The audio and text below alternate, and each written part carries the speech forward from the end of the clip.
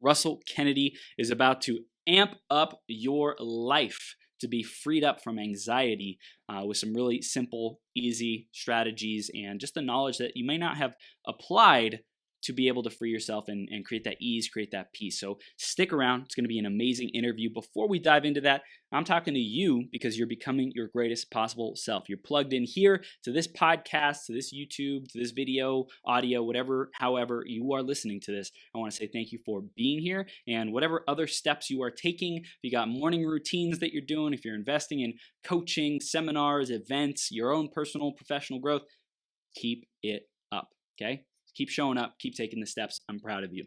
Next up is the iTunes review of the week, and this week it's by C.A. Cleary. C.A. Cleary says, valuable and entertaining content. It's obvious that Chris really cares about becoming his best self and helping others to do the same. He listens well, asks thoughtful questions, and highlights action steps his audience can take for personal and professional development. His energy and enthusiasm make his interviews not only interesting, but enjoyable to listen to. Thank you so much, C.A. Cleary. I appreciate you for that review. If you want to give us a iTunes review, get an opportunity to get shouted out all day long on the next or a future 12-hour live stream, go to beyourgps.com/iTunes or search Greatest Possible Self on the Apple Podcast Store, and you can leave us a review. Let us know what you love, what you want to see more of, and how we can improve this show for you, and you will get that opportunity to get shouted out on a future 12-hour live stream. So thanks for being here. I'm going to introduce Russell in just a sec. Before that, grab a piece of paper, grab a pen. I have a feeling this is going to be some practical stuff that you can implement right away to give yourself some freedom, some peace, and some true just happiness, lasting happiness. I'm all about that. So let's introduce Russell and we will dive into the interview. Dr. Russell Kennedy is known as the Anxiety MD. He is a neuroscientist and medical doctor who retired early from conventional allopathic medicine to be a medical and psychological intuitive. His superpower is seeing and feeling the true underlying root cause of illness in his patients and clients. Dr. Kennedy has found time and time again that the majority of illness was not based in physical issues, but emotional ones. Dr. Russ helps people clear their emotional barriers to truly connect to themselves, and in that reconnection, his patients regain their mental and physical health. And that is just the tip of the iceberg with this epic human being, Dr. Russell Kennedy. Are you ready to rock the house, sir? I am ready, Chris. Thanks for having me on the show. Absolutely, man. We are going to rock it. I appreciate you being here. Let's dive right into the theme of today, which is the power of progression. Russ, what does that mean for you, man? I think it means knowing yourself, really knowing where your blocks are. I'm a writer as well. So there's times that I sit down to write, and especially I do stand-up comedy, and I've done it for the last 10 or 15 years. And when I sit down to write, it's like, man, this is really hard, to sit there and write something funny. But I notice that if I write stuff, as soon as I just keep going, then it just starts to flow through me. And the other thing is taking the pressure off yourself. Like if I go in there thinking I've got to write something that's funny, I get blocked. Wow. But if I just say I've got to write, and I just start, writing on, same-sex marriage or just any topic that comes into mind, or being divorced twice. I've been divorced twice. I've been married 3 times. Just that stuff comes out. And then the humor comes out of that. The humor comes out of the day-to-day stuff, and it really comes in making an emotional connection with your audience and making an emotional connection with yourself, because so often, we're such a head-up society that we don't really feel anything anymore. It's all like, what can I get next? What can I do next? How can I be more? And I think a lot of it is just being able to, settle into the feeling. We often we talk ourselves out of our feelings, and our feelings are just going to get louder and louder and louder. And that's what happens with anxiety. It's your younger self saying, "Hey, I need some attention here. And if you don't soothe me, if you don't give me what I need, I'm just going to get louder." And that's true with depression, OCD, anxiety, and just about any kind of physical illness is an energy that just you're not connected to. And if you can't connect to your own energy, you can't move yourself forward. Wow. This is so powerful, man. I love it. I want to share some alignment that I'm seeing.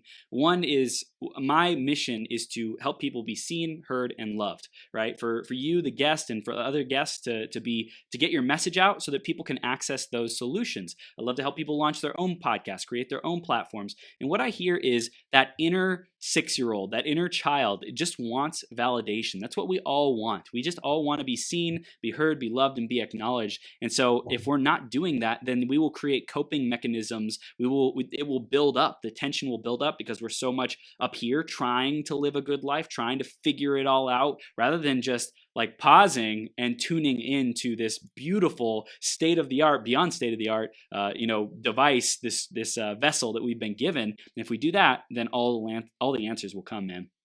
Yeah, but we're not trained to do that in this society. We're not. No. We're trained to do the exact opposite. We're trained to want more. For a long time, for me, in a way, becoming a doctor was a coping strategy. It was a way, because when I was younger, growing up, my father was schizophrenic. So I didn't really know what to expect from him. And a lot of my friends who have alcoholics for parents and that kind of stuff said the same thing. You don't know when you walk in that door what you're going to get. So the anxiety kind of built up in me. And then after I got so good at thinking that, my intelligence went up. So I became a medical doctor, and then a yoga and meditation teacher, and a stand-up comic, and a corporate speaker. But all that was kind of masked to just, hide this underlying insecurity of just not being enough. So if I thought that I could be all these things, then everyone would like me, but I wouldn't really like myself. So the more I accomplished and the better I got at things, the worse I felt, because I was just not really being true to myself. So overtly, you could look at me and go, hey, he's a medical doctor. He does stand-up comedy. He's a musician. Like he seems to have it all. But inside, I was just racked with anxiety because I wasn't doing it for the reasons of being connected to myself. I was doing it to be connected to other people, which, is fine, provided that you're first connected with yourself. Wow. Your relationship with other people can only be as good as your relationship with yourself. Yep. Yep. So that's what I really had to work on. That's why I left medicine, because it was killing my intuitive gifts, because I was in this allopathic, right medications. And I have no problem with allopathic medicine. I think allopathic medicine really gets a bad rap these days, and I think people are just having angsty in general. And it's just like, it's just one feature. Like, don't go to the hardware store looking for peanut butter. Don't go to your medical doctor. Don't go to your medical doctor expecting to get psychotherapy, because they're not trained in it. Like, go to somebody who's a lot more, like a counselor or someone who does that for a living. As medical doctors, we get 7 to 10 minutes per patient. So we're not going to be able to do psychotherapy. So don't go to the hardware store expecting to get peanut butter, because you're not going to find it there. But what you will get is a good hammer and a good saw and a baseline of these are health strategies that may not be optimal for you. Like, everybody's got to find their own way, but they're another option. They're another option. And I don't think that they should be put down. I hate when people say doctors are just pawns of pharmaceutical companies. That's all they are. Because whenever you have black and white thinking like that, it's a measure of ignorance. Wow. Like, doctors have their place. Medical doctors have their place. Naturopaths have their place. Yeah. Chiropractors have their place.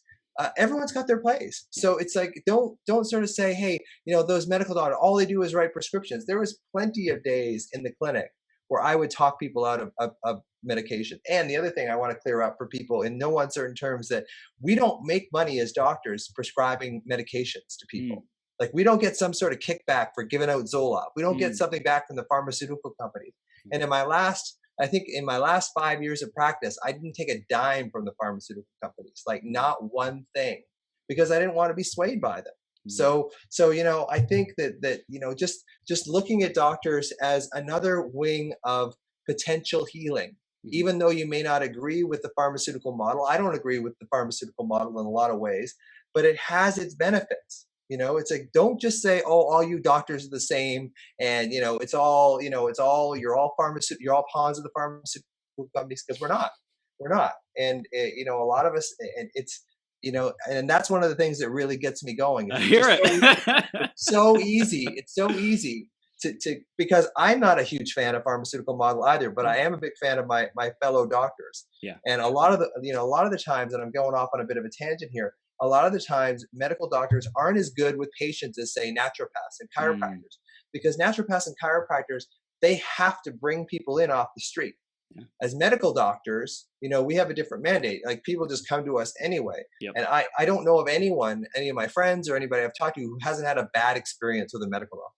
Mm, Like, it's out there for yeah. sure. Yeah. And it's rare among sort of, naturopaths, chiropractors, because they have that sort of, they need that rapport, Yeah. because it's a business model for them as well. Right. Plus they're that kind of people. Yeah. They didn't want to go into medicine because it is kind of sterile and distant. So So anyway, that's my rant. And when on your journey, Russell, when did you like start to discover that model that you bought into, that you landed yourself into, thinking with your head, thinking that it would solve all the problems that you have, wanting to belong to other people and be connected with other people, but not really feeling connected to yourself? What were some of the biggest milestones that happened for you to shift that and create more freedom, more peace, and be more anxiety free? well, I think it was leaving medicine too, Mm, because I was connected to people, but I was connected within that role. So mm, I was, as the physician, you're kind of in that room, like Jerry Seinfeld has that bit, pants always beat no pants. Like, if you're the patient, you don't have any pants on, and I'm yeah. the doctor and I have pants on, I have the power, Right. right? So I think a lot of it was sort of a waning sense of power that I felt when I was younger. So I had this power as a physician, Wow. and I was comfortable in that role. Like, if you came to see me as a patient, I would get the respect from you and that kind of stuff. But it wasn't a real human, genuine person to person interaction. Right. I was interacting as that role as a physician. Sure. And when I got out of that role, my intuitive gifts started to come to me a lot more. And I just thought, I can't keep doing this. And my anxiety, as the longer I went as a medical doctor, the more my anxiety went up. So it was like, I really had to kind of leave this bastion of safe, what I perceived was safety, but really was just dragging me under all the Yeah. time. Yeah. It just wasn't me. It wasn't me to be in that role. I like connecting with people on a real one-to-one basis, and I wasn't able to do it within that role as a physician. Yeah, it's like I think there's some phrase that like the monster that you know is better than the monster that you Devil you don't. know. Yeah, Yeah, the devil you know. yeah, And yeah, that's true. And that's true with anxiety too, because people will go, we create these intrusive thoughts with anxiety, and they have to be intrusive. They have to be huge, because what they're trying to do is they're trying to pull you away from that feeling in your gut or your heart that you're not being consistent to yourself. wow, So what the brain does to try and protect you from feeling that feeling is it puts you up into your head. It makes you overthink. mm, And the worse the possible scenarios are in your mind, the worse the thoughts are, the more intense the thoughts are, the more likely they're going to keep you up in your head. yeah, Because if the thoughts were kind of just, plain and ordinary, like, oh, you might get hit by a car today. Oh, okay, big deal. But if a thought is, you probably have cancer, mm, you're going to pay attention to that, and yeah, it's going to keep you stuck in your head. Where really what it's asking you for is what you were saying earlier, that younger part of yourself just wants to be seen, heard, and loved. mm, And until you connect with that part of yourself, and you see that part, and you hear that part, and you love that part, the anxiety is just going to get louder and louder and louder, and it's very seductive. mm. Like, it's very seductive, and that's why anxiety is, the huge problem it is, and it's only getting worse.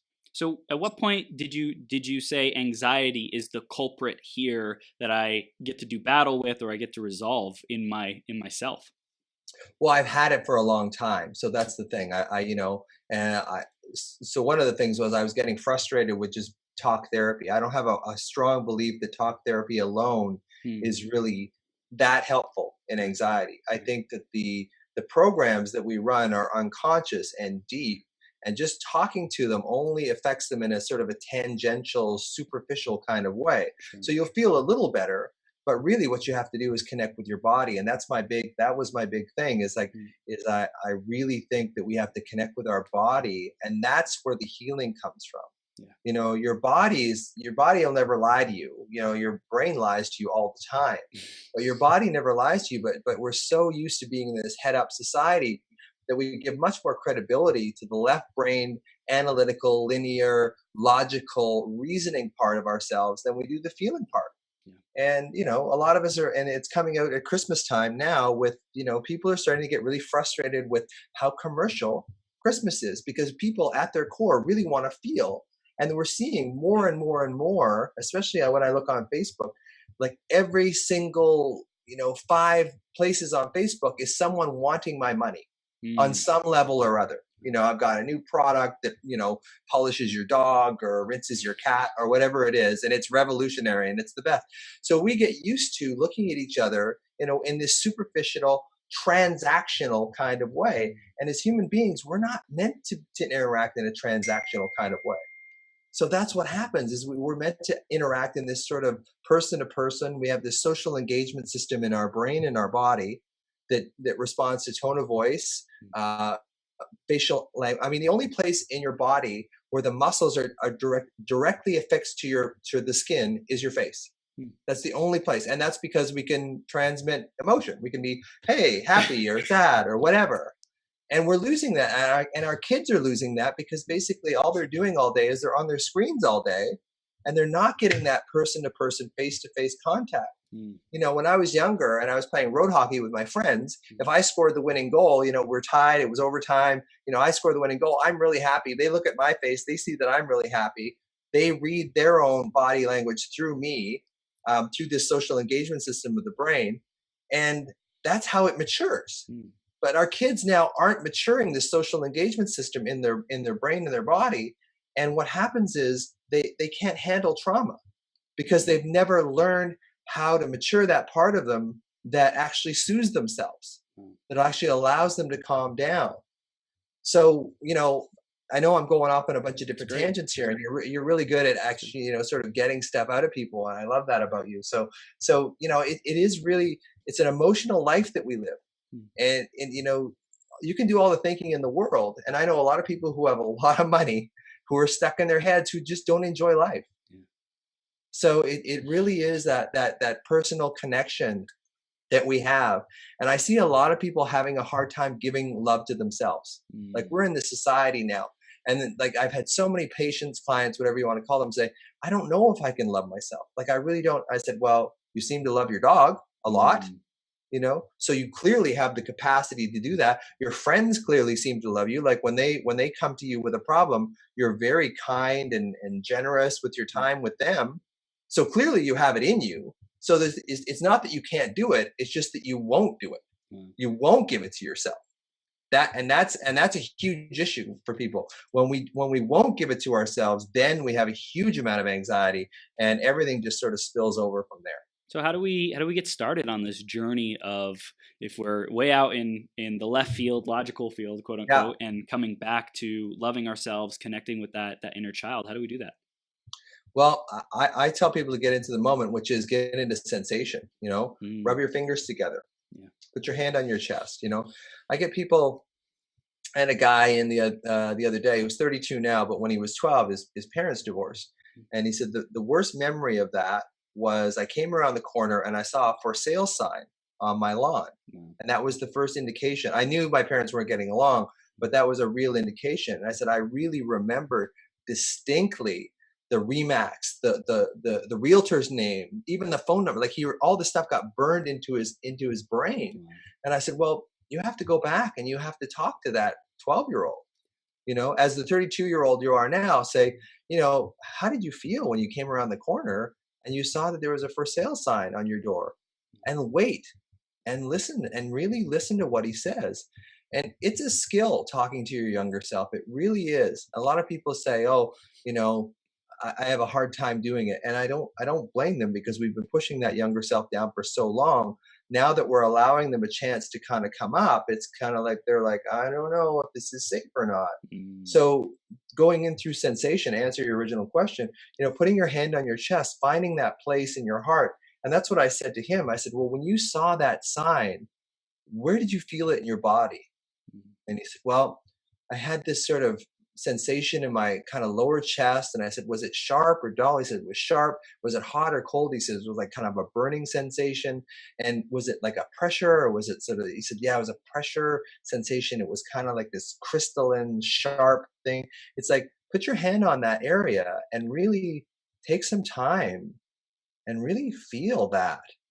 and see what comes up. And don't take your and this is the other thing I say, don't take your brain's first offer, because often it's your ego trying to explain this away, like, oh, this is silly, this is ridiculous, you're not getting anywhere, you can't talk to them. Just wait, and we're so impatient, you know and it's the way our society moves, is it moves so quickly now, Yeah. that it moves so fast that it leaves the body behind, and the brain is the only thing that can keep up with the speed of society. Mhm. And when we stop slowing down, when we stop getting into stillness, and we stop getting into the moment, we stop getting into sensation. And that's why I say getting into sensation, because sensation, you have to sense in the moment. Mm. I can't say tomorrow at 12:45 I'm probably going to go for a pee, right? Like, you have to sense in the moment. Yeah. And then when you get into sensation, when you put your fingers together, when you rub your chest, when you're in sensation, that brings you into the moment. The other thing it does is, when 100% of your mind was going into all these repetitive, intrusive thoughts, now maybe half of it is thoughts, and half of your brain is now devoted to sensation. Yeah. So you've broken that cycle a little bit, and you've also shown your brain that you can break that cycle.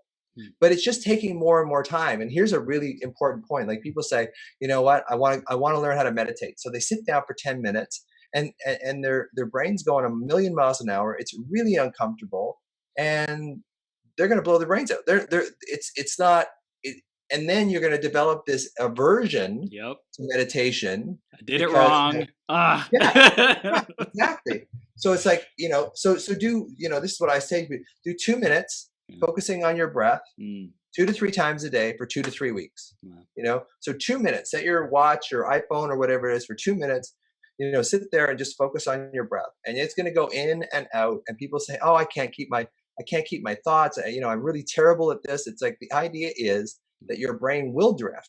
And it's good that it drifts, because then you're teaching it to come back. Yeah. It's not so much that it drifts away, it's that you pull it back. So it's just being quiet, and we're just losing that. We're losing that ability. And then the more you can tune into that, the more you can tune into yourself, and the more you can tune into other people, and the more you can expand your own horizons. And then you can see what you really want, as opposed to what you think you want. I thought I wanted to be a doctor, and medical school on some levels was the best thing that ever happened to me, and the worst thing that ever happened to me. So, because when I was trying to get in, it was all encompassing. And then when I got in, it was really difficult. This is great. I think a lot of people can do something that's super practical like that. 2 minutes of meditation, 2 to 3 times a day, 2 to 3 weeks. And just to get it like even more practical, if someone listening or watching right now, if you have anxiety, if you feel like you're not able to meditate, if that's not something that you are confident in, or it feels like I can't do it, all the more reason to do it, number one. But number two, like, figure out what is your support system, what is your actualization system for this goal. If it's putting it in your calendar, if it's putting alarms on your phone, if it's sending a message to Russell and saying, hey, like, I want to do this, I want to try this, I want to practice this, I think I'm going to screw it all up, but I'm going to go for it. That is the initial step. Get over your own self-criticism, your own blocking yourself to be able to access this gift, and ask for that help. Put something in place so that you can actually go do the thing. And the other great thing that I tell people to do is when they're stressed out, or even when they're not stressed out, is just asking yourself, am I safe in this moment? Like, in this moment that I'm in right now. Like, a lot of people say, I wake up in the middle of the night. Sound like Trump there. A lot of people are saying, no, it's a lot of people tell me, like, they wake up in the middle of the night, 3 or 4 in the morning, and all your defenses are down at that point. So they feel this tremendous anxiety, and then they worry about things. The thing about anxiety is it's always about the future. Like, it's all, your worry is always about the future. You're mentally teleporting yourself into the future. So when you say to yourself, am I safe in this moment? I know that my heart's racing and my gut's churning and that sort of stuff. But in this moment, really, if I look around, am I safe? And 99 times out of 100, you are safe. Yeah. And it's just really realizing that you are safe. And you can say that to yourself anytime. Am I safe in this moment? And almost always you are safe in that moment. And for some people, it's the first time they've actually recognized that they're safe, because people with anxiety tend to jump from one trauma to the next trauma to the next trauma, because, as you said earlier, it's the devil they know. They're so used to being anxious and living on that sort of high strung timber, that's familiar for them. And Mm. the thing about human beings is we equate what's familiar in childhood to what's secure.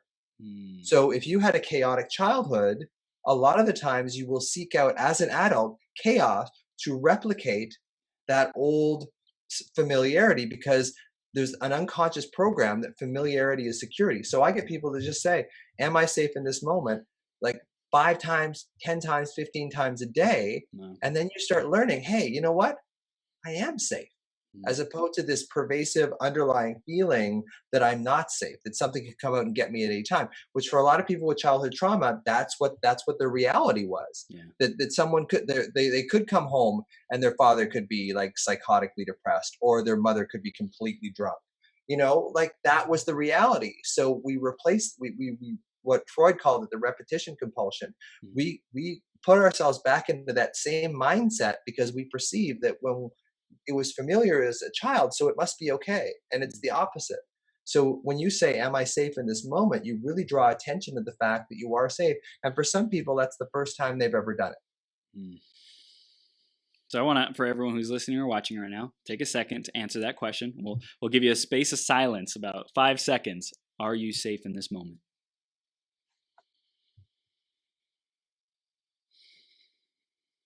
And hopefully your answer was yes. And if it wasn't yes, like let's get you some real help and get you out of whatever situation that you're in.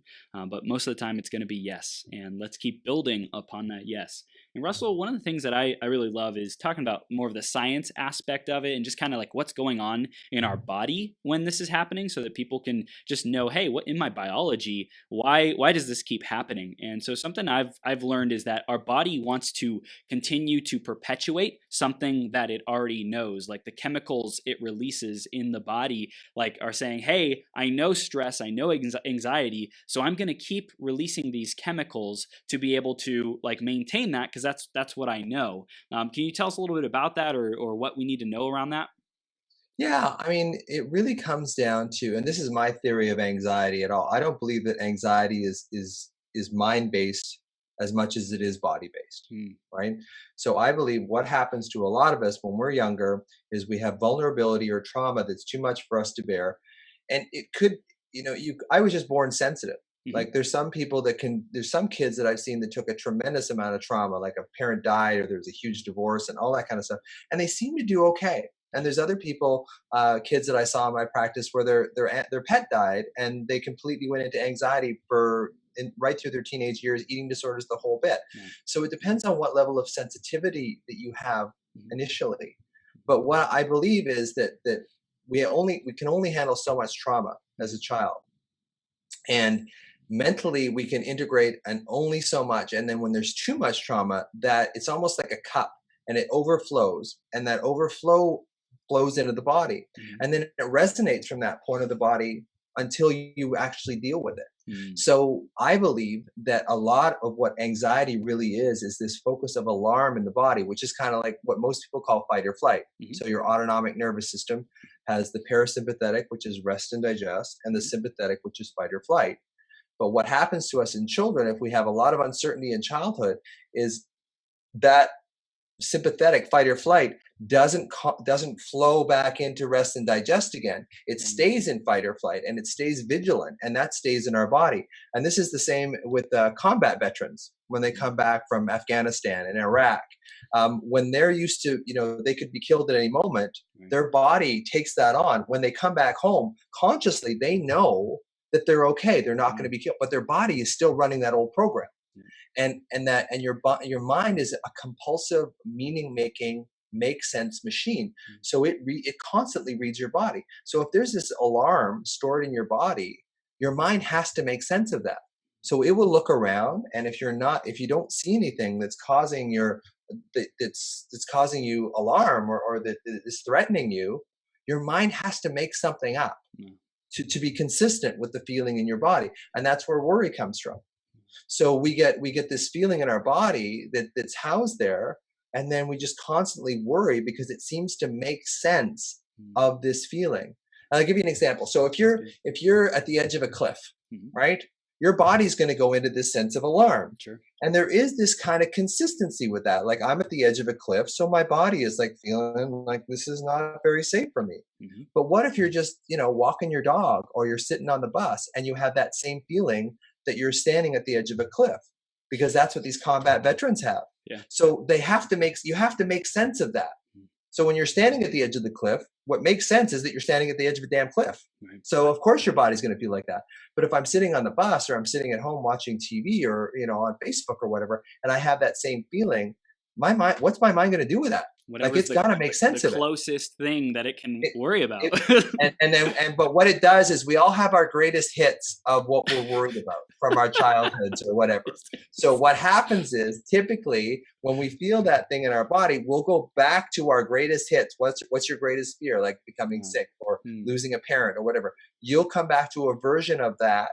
Your mind, which is incredibly, imaginative, will make up a story. And we've all made up stories when we're in alarm that just later on, like 3 hours later, when you're out of alarm, you think that made no sense at all.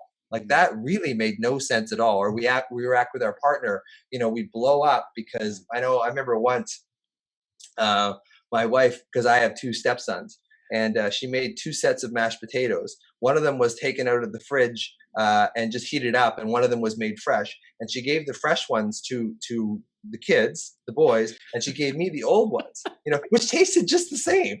But I had a little freak out in my head, like, why did they get the new ones? Why did they? And clearly, it was something from my past where my brother got something that I didn't, and that it's an old pattern because, and I called it out at the time. I said, this is clearly way over the top. And here's another thing that I tell people too is any overreaction that you have is an age regression. Any overreaction that you do, like if you freak out about something, you've regressed back to the age that originally happened to you. So it's just realize that when I'm freaking out, I'm 6 years old, or I'm 12. Like my client the other day, I'm 12 years old, and I just saw a sign saying that my house is up for sale. Like that's where we go back to. And we have the same emotional capacity at that point as we would have as a 12-year-old who just saw a sign on their front lawn saying our house is up for sale. Yeah. So you can't expect people to be, rational and connected when they're in their survival brain. And so going back to your original question about, I do believe this alarm is stored in our body. And one of the treatments that they're using now with combat veterans is this what they call stellate ganglion block. So what they'll do is modern medicine, again, is they'll put a needle in your neck. They'll freeze what's called the stellate ganglion, which is the main pathway that transmits information, fight or flight information from the body to the brain. Wow. And within about 30 seconds, this was on 60 Minutes Australia, within about 30 seconds, these guys are completely calm, completely relaxed. They go home. The family say, he's not drinking anymore. He's coming down for dinner. He's walking the dog. He's making jokes. Like he's back again. Right now, slowly it tends to come back. But what happens? What was that they blocked all that fight or flight that was coming up from the body that was lodged there, and now the mind is actually clear. Wow. So if you clear the alarm in the body, the mind will just naturally heal itself. But if you chronically have this feeling in your body, if you have this old trauma that's locked in your body, it's just going to keep reflecting through your mind. And I think what I don't like about the medical model is they assume that anxiety, depression, that kind of stuff is in your head. And there's no doubt that there's a mind component to it. Absolutely. Positively. No doubt about it.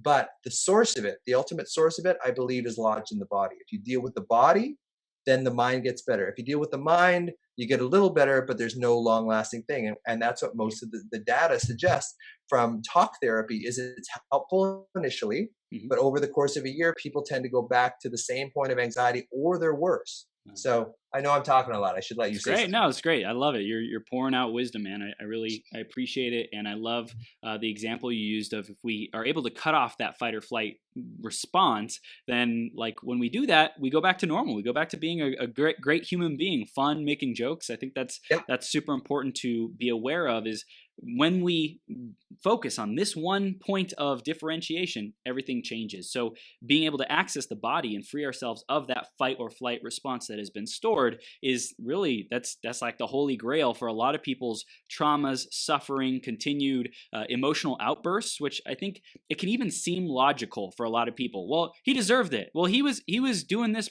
thing, or she was being a jerk, or she was gossiping, or whatever it might be. And so to be able to focus on it rationally with a mature and responsible, healthy response, I think that's something that it's an interesting philosophy. How do we get to that point? How do we know if we're being emotionally reactive or we're responding resourcefully? Yeah, and I think that's why yoga and qigong and those sort of things, we have this somatosensory cortex in our brains too that gets active. We were made to move, Mm, and we live in these sedentary jobs where we sit and we move, maybe 5 or 10 meters throughout the whole day. mm, We were meant to move, and that's why just about every place you read for a treatment for anxiety, depression, any sort of mental issue is exercise. mm, And it's not, and you don't have to, exhaust yourself. It's basically moving. One of the best things you can do is move with your breath. So that's why I love mm, qigong, because yeah. it's this constant breath and movement at the same time, Mm, and that joins your system, because ultimately, anxiety is just a mind body disconnect. It mm, really is. Your mind and your body are completely disconnected. So what the breath does, and matching movement with your breath, combines that together, so your mind and body are now acting in unison, mm, and then you can really ground yourself.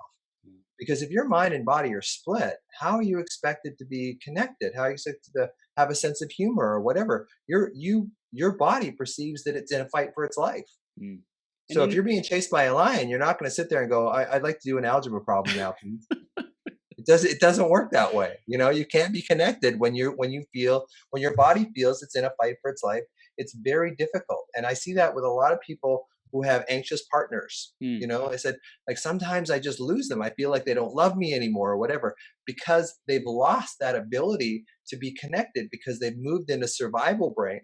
And in survival brain, it's impossible to be connected, because, mm, from a primitive standpoint, when we go into alarm, when we go into survival brain, we're only concerned with our survival. Being loving, close, and connected is considered, death. yeah. Because it's like, if you start being loving, close, and connected when you're facing a life-threatening emergency, you're gonna die. Yeah. So it is one of those things, and that's why I tell people who are partners with people with anxiety is they may fade out Mm, sometimes. They may go into what's called dissociation. They may not be able to meet your eyes. mm, That social engagement system that's built into all of us for connection won't operate when you're in alarm. wow. So the very thing that we need the most, which is human connection, to pull us out of anxiety, our brains won't allow us to do. So Mm, we have to manually take control of it, start, focusing on sensation, put your hand on your chest, focus on your breath, and really savor your breath. That's the thing. As a kid, I had asthma. So I remember what it was like when I couldn't breathe. Like when mm, I would have to go to the hospital and they would put these things on me, and the relief that I felt when the Ventolin mask hit me, that I could breathe. Like just the benefit of just being able to breathe whenever you want mm, is such a gift. And it's the only link that we have, our only conscious link to our autonomic fight or flight, rest and digest, parasympathetic, sympathetic nervous system, is our breath. We can't mm, control our heart rate, we can't control our blood pressure, but we can control our breath. And one of the other things I like to say is, when you're in anxiety, when you're in alarm, is that the anxiety is breathing you. Like, mm, it's breathing up here, yeah. shallow. It's breathing to serve itself. Wow. So once you take over, even if you hold your breath, Mm. a lot of people say, well, if I'm anxious and I hold my breath, it's you're establishing, you're saying, what, bitches, I'm in control of my breath. Yes. Like, I'm controlling my breath now. Yes. You don't have it anymore. Mm, I'm controlling my breath. And then when you start doing that, you start just feeling more in control in general and savoring your breath, because a lot of times we have this alarm that's in our body and it hurts. yeah. And, we're trained, from a primitive standpoint, to pay attention to the area that's most intense. Mm, So what we do is we focus on this area of pain, and that just creates more pain typically. mm, So if you transfer your attention and focus and energy and information flow to your breath, to something that's pleasurable, or at least something that's neutral, yeah. and then kind of what they call in somatic experiencing training, pendulate back and forth between that pain in your chest, which is probably your inner child, and this glorious feeling of being able to breathe. Then you kind of break its rhythm a little bit. Whereas if you're just focused on the pain and you just sit there and go, man, this hurts, this is terrible, it's just going to get worse and worse and worse.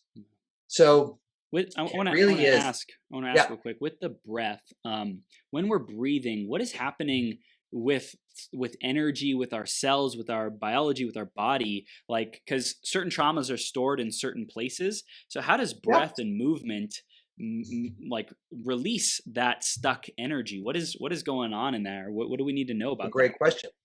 Well, a lot of us when we were younger felt immobilized by fear. So I'll give you an example from my own life. When my father was really depressed and I didn't know whether or not he was going to kill himself or whatever, I felt like I had to stay around the house. My mother was a nurse. She worked a lot. So I felt that I was held immobile in that house. Some people who are abused by their parent, who are say like physically like spanked on a regular basis or physically assaulted or abused in some way, are actually physically held down. So there is something in just movement that makes a big difference. So I notice people who are, deep in anxiety freeze. Same with depression. You freeze. You don't even want to get out of bed. And I've been there. You don't even want to get out of bed, right? Like but the thing that's going to help you the most is actually creating a little bit of movement. But my God, is it difficult to do? But it is one of those things. And this is why I love Mel Robbins when she does the 5-second rule, right? It's like, okay, 5, 4, 3, 2, 1, I'm getting up and going to the shower. Or 5, 4, 3, 2, 1, I'm going to get up and go get a glass of water. Just that movement. And then once you're up, just creating this sort of sense with your breath, like move with your breath. A lot of people say, well, take deep breaths in and out. Well, move your body as well. I mean, maybe at Whole Foods, you don't want to do this because you might look like a crazy person, but just in general, just move, like as you inhale, move your hands up and then press it down. And then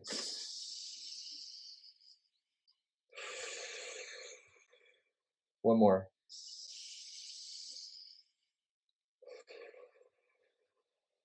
Now that will take you down quite a few pegs in your sympathetic fight or flight nervous system. So just learning how to do that, like I'm already kind of starting to zone out because so I'll just So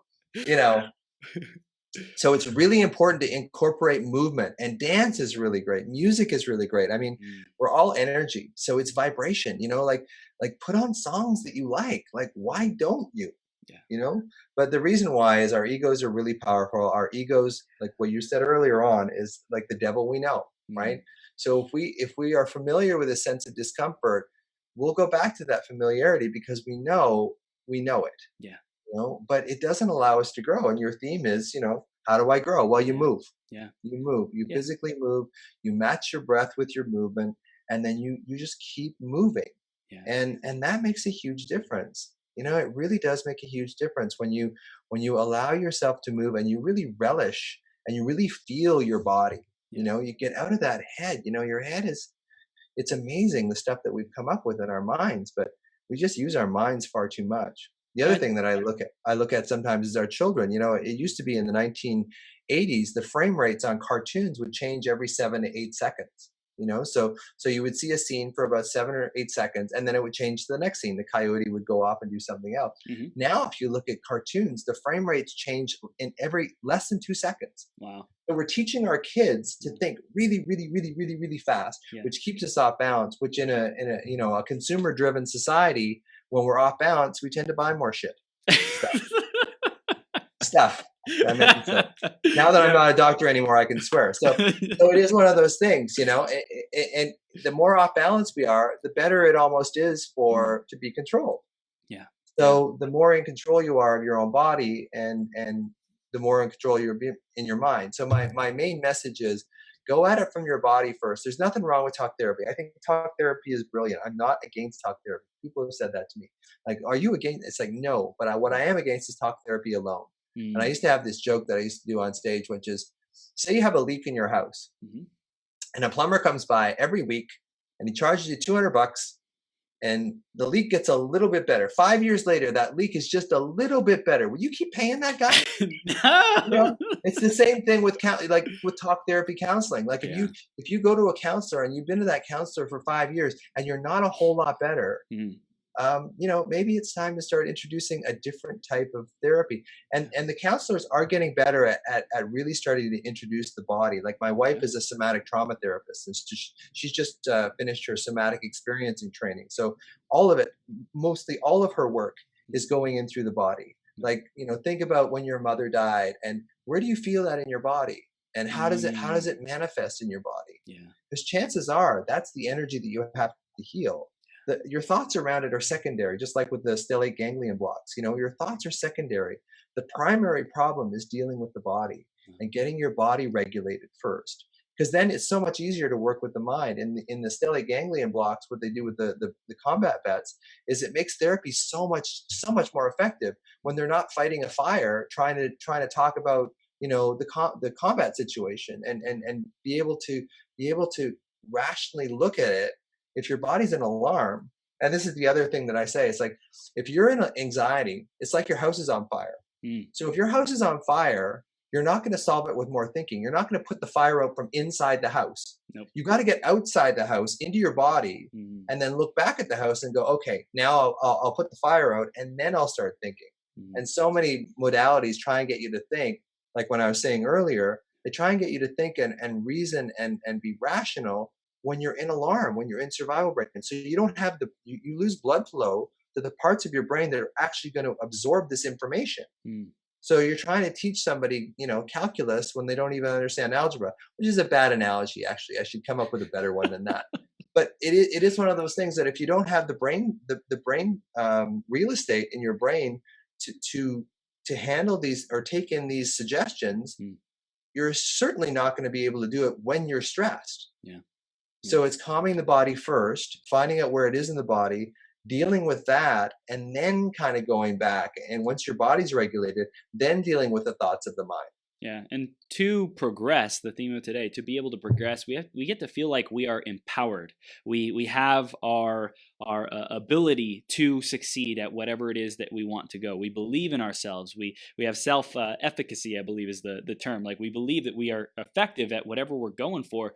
And if we are feeling like we're out of control, if we are stressing out, if we feel like we're anxious, then we are not able to do that, and it will keep reinforcing that pattern. So really, what you're teaching is for people to get their power back, for people to be able to go where you want to go. And if you want to do that, first, it's like to stop the hamster wheel, stop the momentum, the crazy momentum that whatever's going on in someone's life. Pause, get back into this body, get back into feeling things so that you can tune into your GPS, your greatest possible self, have clarity on where you want to go, and then set out empowered on fulfilling on that vision and that dream. Yeah. Because if the problem is here, if you've got some wounding, if you've got some old traumas from a breakup or a parent that died or a divorce or whatever, the trauma is held here, and you're up in here all the time. You're on First Street trying to build a house on Third Street, but you're on First Street, so you're not actually in the same area anyway. You're not going to make any difference. So you have to get to the area. You have to go to Third Street. You have to go into the body, find out where it is, and then deal with it. But if you're up here and the problem's here, this never gets dealt with. No. So, and I think that's really, and that's where therapy is going to go. And I think over the next 10 years, what's going to happen with psychiatry is they're going to deal with a lot more psychedelics. They're going to use psilocybin. They're going to use maybe LSD to some point, ayahuasca, unlikely, but they're going to use psychedelics because basically what that does is it bypasses the ego. So that ego protection that protects us from love, because that's really what stops us from growing. And your theme here is empowering yourself and moving forward. Is love is what makes you move forward. You can do all the schooling, all the teaching, all the stuff that you want, but unless you learn to love and connect with yourself, it's not going to help. It's not going to help. And if you do it like I did, I was a pretty good medical doctor. And I was pretty, I felt that I was pretty connected. I had a really good relationship with my patients, but it never really felt like it came from the heart. Wow. It never really felt like it was like, this is truly me. I always felt like I was an imposter in some way, even though I, kind of won awards when I graduated. I was president of the graduating class and all this sort of stuff. I still felt like a fraud because I wasn't connecting from this sense of love. I was connecting from this sense of I'm the doctor and I'm in this role. And I'm assuming this role is going to give me this sense of security, this intellectual role, when it wasn't. It had to come from my heart. And until I, retired from medicine, it wasn't until then that my intuitive gifts kind of came along, and I started to really be able to really truly help people. Yeah. Well, I feel like anxious life is very constricted, disempowered, and when you're trying to live like to please other people, to please society, to be enough, you pretzel yourself up and you're in this like disempowered, contracted state, and like, I have to do it, I have to do it, I have to do it. But when you get back into your body and you create that freedom, now you have space. Now you're able to see and access your different gifts, like your intuition, like these other abilities, and say, okay, so this is what it feels like to love myself. This is what it feels like to be free. This is what it feels like to be the creator of my reality. And I think that's what we all want. We all want to be free. We all want to be successful at whatever it is that we are doing. And I think the greatest form of success is just being at home with ourselves and not needing to get somewhere, not needing to prove or validate or anything like that, but just being and loving this present moment. And it's so hard because society, especially social media, divorces us from ourselves. One of my favorite statements on social media is, don't compare your inside life to their outside life. So when you see someone in Hawaii and they're doing all this stuff, and then don't compare their outside, because you have no idea how happy they are inside or outside. And one of the things I get people to do, and it's very rare that anyone will do this for any length of time, is go to the mirror and look at yourself and tell yourself the things you like, as corny as it sounds, and sometimes I get people to make a list before they get up to the mirror, because when you get in the mirror, you're freeze. But I do believe that when you look at yourself in the mirror, that you are speaking directly into your emotional brain, which is where a lot of these old programs are stored. Yeah. So, for me, like I said, I go up to the mirror and I say, I love your sense of humor. I love the fact that, and my son will say, why don't you do Schwarzenegger? We'll be at the dinner table. It's like, do Schwarzenegger. And I'll go, oh, I said, open the door. There's a bomb in there. So it's fun. Like, it's really, and the other thing that we're losing is play. Like, play really connects us to ourselves. And Dr. Gordon Neufeld, who's a developmental psychologist and one of my mentors, he's really huge on how play rewires your brain better than therapy, better than sitting in a therapist's office, better than yoga, better than Qigong. Like, play is what opens up our brain. And then if you look at the latest scans, now I've read this, I don't know if this is actually true, but if you look at a depressed brain on a scan, and you look at a brain on play, the exact opposite structures are lit up. Wow. Like, it's almost like a mirror image. So it's kind of like we get back to our play, because our play is what connects us to ourselves. That's what we were like before we went through these traumas, before we got into the world. So, that thing about going to the mirror, and I guarantee you, maybe 1/10 of 1% of people do it, because it's incredibly uncomfortable. Yep.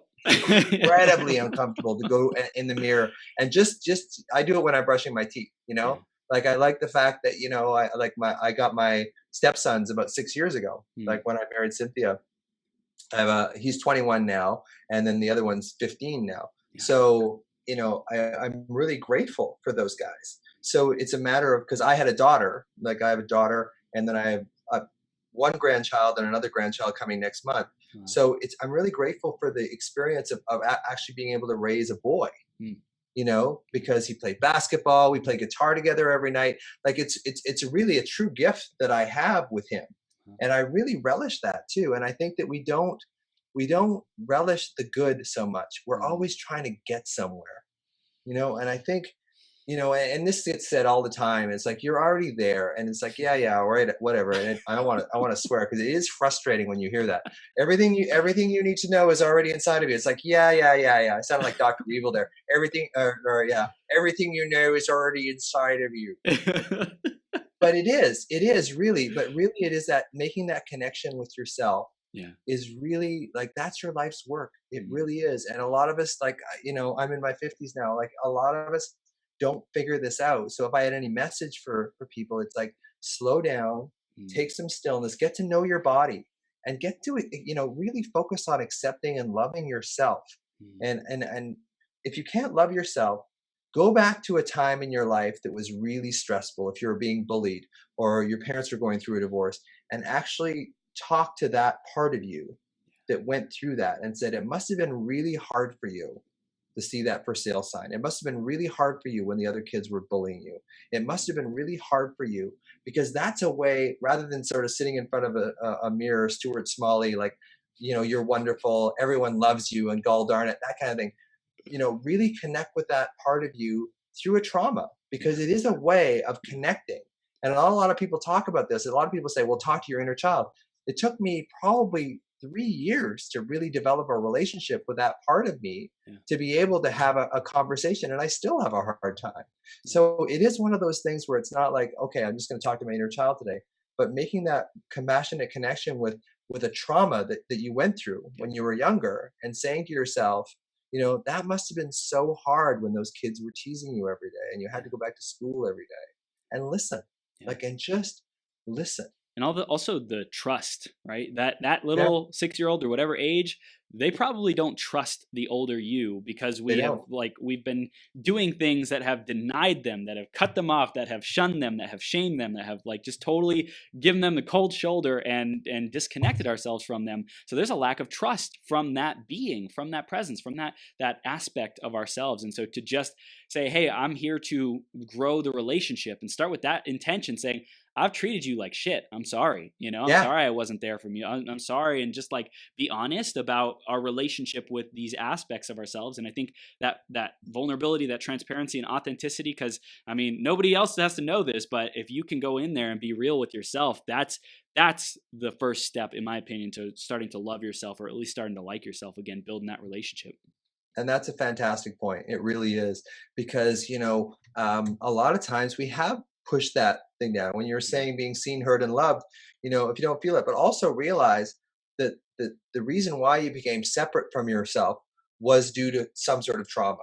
It's yeah. not your fault Mm, specifically. It was mm, a coping mechanism. Just like people with anxiety. Anxiety is a is a hypervigilant state where you're always worried about what's going to happen, because you think that if you worry about something, you're somehow protected against it. And mm, Brene Brown talks about this too. She talks about foreboding joy, right? Like, I can't allow myself to feel joy because I'm afraid that it's going to get pulled away from me. So just realize, and tell your younger self that, I'm sorry, I wasn't as good as connecting with you, but a lot of it was because that we went through this trauma together. yeah. And it comes in where part of you sort of separates, and then you come back to yourself, and it is this sort of amorphous, like, there is no such thing as your inner child specifically. It's all you. Yes. But it is making this connection with this younger part of yourself, and just realizing that you're innocent. There's no, Mm, the shame that we carry. There's nothing you've said, done, or perpetuated that hasn't been done millions of times by people before you and millions of times after you. yeah. So we hold this shame, and this shame locks us in anxiety because we don't want to bring it up. But your shame is actually an opportunity to connect with yourself. It's a signpost, it's a beacon. Like, look at where your shame is, Great. and that's where you most need to connect with yourself. Man, Russell, this is gold, man. I've had such a blast in this conversation. Really practical tips for people to do to get that peace back, to connect with their breath, to connect with their body again. And I know this is just the tip of the iceberg of what people get when they work with you, man. So tell us a little bit more about how they can take those next steps with you. What's the ways they can get in contact with you, man? Well, just Google the anxiety MD. I don't do a whole lot of one-on-one stuff anymore, Okay. but I do have a YouTube channel that has a lot of information. I have an Instagram page that has a lot of information and that kind of stuff too. So if you just Google the anxiety MD, make sure you put the in there, the anxiety MD. All my like YouTube, Facebook, all that kind of stuff comes up. And what I am creating right now is I trained in hypnosis as well as medicine. So Hmm. I'm creating what these called hypno meditations. Yeah. So basically, what I do is they're recorded, they're MP3s, and they take you through a hypnotic induction. And then they come out of hypnosis, but they leave you with a meditation. And behind all of that is binaural beats. So it Mm, gets your brain into this alpha rhythm. So you really accept the suggestions that I give to you about connecting with yourself and that kind of thing too. So those will be out in the new year, but just check my website is theanxietymd.com. But if you just Google the Anxiety MD, you'll find me. And I really like the main reason I do this is because I don't want people to have to suffer like I did. I went through like 30 years of anxiety, and it wasn't until I really started focusing on the body that I really started to get better. And then I was really able to truly help other people. And I just see so many people, and so much of North America is this, psychotherapy, psychiatry, medication, and that kind of stuff, which is fine in its own right, but you're not getting at the underlying problem. And I really realized that after 30 years. So my whole thing is to change the perspective. My book comes out, The Anxiety RX comes out in April of 2020. So please buy that. That will give you all the information you need to heal from anxiety. I love it. I love it, man. And I really thank you for what you're doing, because a lot of people don't even know that they are experiencing anxiety, stress, overwhelm. They're just high functioning, like coping, like addicts, right? Totally. Totally. Down. So I just appreciate you bringing the light of awareness to this conversation, man, so that people can take better actions and really start to love themselves and be their greatest possible selves, Russ. I super appreciate you, man. Thank you. And I appreciate you, man. Thanks for doing this. Thanks for, sort of putting this energy out into the world, because it really does. It makes a huge difference. Like I hear from people that I text message 5 years ago, so you never know what comes back. So, kudos to you as well for putting this out into the world, because it really does make a difference. Thank you, Russ. I appreciate you. We'll Thanks, see you soon. Okay. Okay, bud.